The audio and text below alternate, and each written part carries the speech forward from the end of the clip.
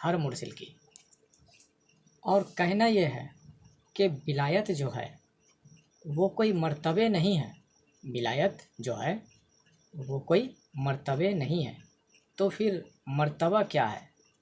मर्तबा ये है कि जैसे गौस होना ये मर्तबा है, कुतुब होना ये मर्तबा है, मुर्शिद होना ये मर्तबा है। विलायत जो है वो मर्तबे नहीं है, यानी कि वली बनना ये मर्तबे में नहीं आता है, ये मर्तबा नहीं है।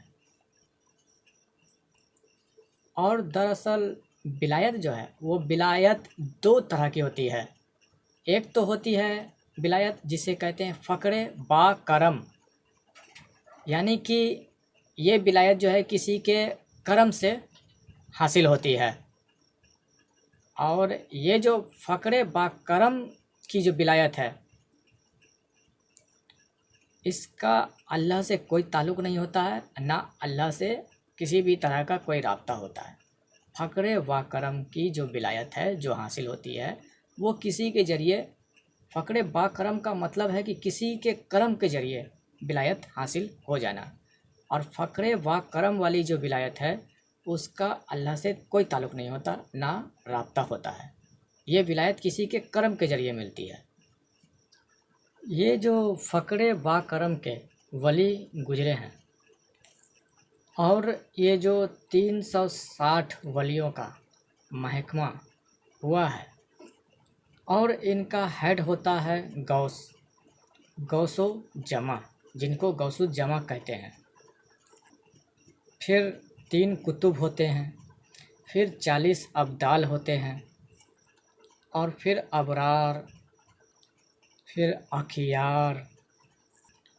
ये 360 जो वली हैं जो हर दौर में रहें, और इनका जो हेड होता है वो होते हैं गौसुल जमा, जिनको गौसुल जमा कहा जाता है। और ये हेड होते हैं कामिल शरीयत। कामिल शरीयत उसे कहते हैं जो बातनी शरीयत का फ़ैज़ दे, जो बातनी शरीयत का फ़ैज़ दे, यानी तज़कियाए नफ्स का फ़ैज़ दे। और वो हेड कामिल शरीयत होता है। ये 360 वली गौस से लेके नुकवा तक 360 वली ये सारे फ़क्रे व करम वाले वली होते हैं और इनका अल्लाह से कोई ताल्लुक़ नहीं है, लेकिन कहलाते वली हैं। ये फ़क्रे व करम वाले वली हैं। इनका अल्लाह से कोई ताल्लुक़ नहीं, लेकिन फिर भी कहलाते वली हैं। ये वली अल्लाह ही कहलाते हैं, कहलाते वली हैं ये, लेकिन अल्लाह की ज़ात से ताल्लुक़ और रसाई इनका नहीं होती है। और यही वजह है ये 360 वलियों का जो ज़ाहिरी शरीयत पर सख्ती से कारबन होते हैं, ये एक सुन्नत भी नहीं छोड़ सकते हैं। और ये 360 फ़क्रे व करम वाले वली हर दौर में हुए हैं, हर दौर में हुए हैं। और इन वलियों की वजह से मौलवियों को बहाना मिल जाता है।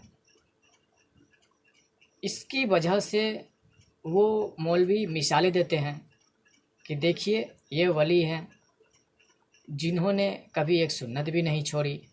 इस वजह से मौलवियों को बहाना मिल जाता है। इन सब वलियों का जो 360 वली जो फ़क्रे व करम वाले हैं जो हर दौर में गुजरे हैं, इनका ताल्लुक़ हुजूर नबी करीम सल्लल्लाहु अलैहि वसल्लम की जात तक है, इससे ज़्यादा कुछ नहीं है। तो इसका मतलब क्या हुआ कि ना ये कभी दीदारे इलाही में गए, ना कभी अल्लाह तबारक व तआला से हम कलाम हुए, और ना इन पर कभी रब की तरफ से तजल्लियात होती है, और ना इनकी सोबत में बैठने वालों की गुनाह जलती है। अगर इनके सोबत में जो लोग बैठते हैं उनकी गुनाह जले, तो फिर क्यों ये उनसे नमाज़ें पढ़वाएं? इनको इबादत क्यों करनी पड़ती है? क्योंकि इनका सारा का सारा दारोमदार इबादतों के ऊपर ही है, इसलिए इनको इबादत करनी पड़ती है। चिल्ले मुजाहिदे इबादतों पर अगर वही छोड़ दें तो फिर ये कहाँ जाएंगे? अगर कोई मुर्शिद, कोई वली अपने मुरीदों को बहुत ज़्यादा इबादतों में लगाने को ना कहे और उसकी विलायत भी साबित हो, तो समझ जाओ कि वो कोई बहुत बड़ी जात है। वो इबादतों से नहीं, अपनी नज़रों से ही अपने मुरीदों के सीने मुनव्वर कर रहा है। ज़्यादातर जो वली दुनिया में आए हैं ना, वो यही आए हैं 360 वाले, फकरे व करम वाले। और ये 360 जो वली हर दौर में आए हैं, ये वली कहलाते हैं फ़करे व करम। ये बात आप नोटिस कर लें, याद रखें कि ये वली कौन से वली कहलाते हैं? फ़करे व करम। इनका सारा का सारा दारोमदार जाहिरी इबादतों से है, और इनकी सारी की सारी जो रूहानियत है बस नफ्स को पकड़ के रखने में है। नफ्स को पकड़ के रखो, इनको चिल्ले में मुजाहिदे में लगा कर रखो, इसको सुधार दो, बस ज़्यादा जोर इनका इसी पर है। तो ज़्यादातर जो वली हुए हैं वो इसी से हुए हैं, फ़करे व करम वाले वली, जो सिर्फ नाम के वली हैं, कोई रुतबा कोई मर्तबा वाले वली नहीं है। तो ये लोग जो फ़करे व करम वाले वली हैं, जो 360 हैं, ज़्यादातर ज़माने में यही वली आए हैं, ज़्यादातर हर दौर में, और इन्होंने अपने मुरीदों से सख्त रियाजतें इबादतें करवाई है। ये खाओ, ये ना खाओ, इतना टाइम में ना सो तो इस टाइम सो, मतलब कि सख्त जो रियाजतें इबादतें होती है वो इन्होंने अपने मुरीदों से करवाई है। और ज़्यादातर यही वली दुनिया में हर दौर में आए हैं, फकरे व करम वाले, और हर दौर में ज़्यादातर लोग इन्हीं लोगों की विलायत देखी है। और जो बड़ी हस्तियां आई हैं, या तो वो पहले ही अच्छे टाइमों में आए और होकर चले गए। अब जैसे कोई आ भी गया, जैसे साईं सहेली सरकार थे, ऐसे हस्ती जो आए वो वली ऐसे थे कि ना उन्होंने दाढ़ी रखी ना नमाज़ें पढ़ी, और वो कहते थे कि मैं अल्लाह ताला के दुल्हन हूँ। तो इस तरह के अल्फाज जब वो बोलते थे तो लोगों ने उनके ऊपर लान तान किए, उनके ऊपर फतवे किए, उनको पहचान नहीं सके। और लोग उनको पहचानते कैसे? तो लोग बस उन्हीं लोग को पहचान सकते हैं, ज़्यादा से ज़्यादा पहचानेंगे तो पीर मेहर अली शाह को लोग पहचान लेंगे। उन्हीं लोग को पहचान सकते हैं जो फ़करे व करम वाले वली हैं, इन्हीं लोग को पहचान सकते हैं। वैसे हस्ती को भला कैसे पहचान सकते हैं? उनके ऊपर तो लान तान ही कर सकते हैं। और अच्छा, ये जो बड़ी हस्तियाँ आई, जो फ़करे व करम तो 360 हर दौर में आए हैं, उनसे जो ऊपर बड़ी हस्तियाँ जो थी, जो वलियों की जो आई, उन्होंने कभी भी लोगों से ये ना कहा कि ये करो वो करो, तहज्जुदें पढ़ो, सख्त से सख्त चिल्ले मुजाहिदे में नहीं लगाएं। ये सब चीज़ उन्होंने नहीं कहा लोगों से कि ये करो वो करो। तो लोगों को उन्होंने क्यों नहीं कहा, क्यों नहीं सख्त से सख्त इबादतों में रियाजतों में लगाएं? वो इसलिए क्योंकि वो तजल्ली वाले थे, और लोग जब उनकी सोहबत में बैठते तो उनकी तजल्ली के जद में लोग आ जाते हैं, तो इसकी वजह से लोगों के गुनाह जल जाते हैं, क्योंकि वो खुद तजल्ली के जद में थे। और जब लोग उनकी सोबत में आकर बैठते हैं तो उनकी तजल्ली के जद में आने की वजह से लोगों के गुनाह जल जाते हैं और उनकी नज़रों से ही लोगों के सीने आबाद हो जाते हैं, वो अल्लाह वाले बन जाते हैं। ये थी वजह जो उन्होंने लोगों को सख्त से सख्त छिल्ले मुजाहिदे इबादतों और रियाजतों में नहीं लगाए उन्होंने, क्योंकि वो तो खुद तजल्ली के जद में थे। उनके सोबत में जो लोग बैठते थे उनके गुनाह जल जाते हैं और उनकी नज़रों से ही लोगों के सीने आबाद हो जाते हैं। तो ये थी असल वजह। अब ये जिसके ऊपर बीतती है ये तो वही जानता है कि उसके साथ क्या मामला हुआ है क्या नहीं हुआ है।